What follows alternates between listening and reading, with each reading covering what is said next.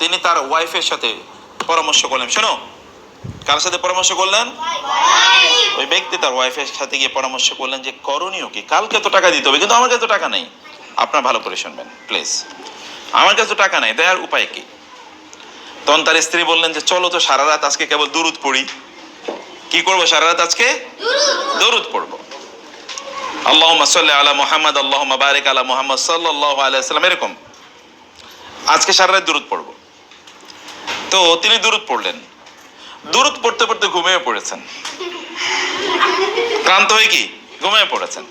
ঘুমের মধ্যে তিনি স্বপ্নে দেখলেন যে কেউ একজন তাকে বলেছেন আগামীকাল সকালে তুমি নগর পিতা গভর্নরের কাছে যাবে, মেয়রের কাছে যাবে, গিয়ে মেয়রকে তুমি বলবে প্রতি রাতে সে আমার উপর 1000 বার দরুদ পড়ে ঘুমানোর কথা।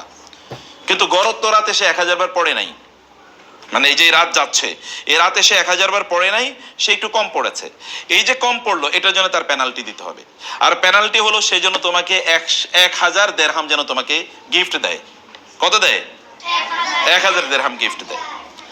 এটা স্বপ্নে তো তিনি স্বপ্ন দেখলেন, স্বপ্নে দেখে ঘুম থেকে জেগে উঠলেন। উঠে তার ওয়াইফকে বললেন যে এরকম স্বপ্নে দেখেছি, করণীয় কি? আমি গভর্নরের কাছে গিয়ে কথা বলবো? বললেন যাও, তুমি যেহেতু এরকম স্বপ্নে দেখেছো তুমি যাও। তিনি গভর্নরের দরজা তিনি গেলেন, ট্রু স্টোরি বলছি। এখন গভর্নরের দরজা তিনি গেলেন, গিয়ে ওইখানে বললেন সিকিউরিটিকে যে আমি একটু গভর্নরের সাথে দেখা করবো। আপনি কে? বলে আমি তো পরিচয় দেওয়ার মতো কিছু নাই।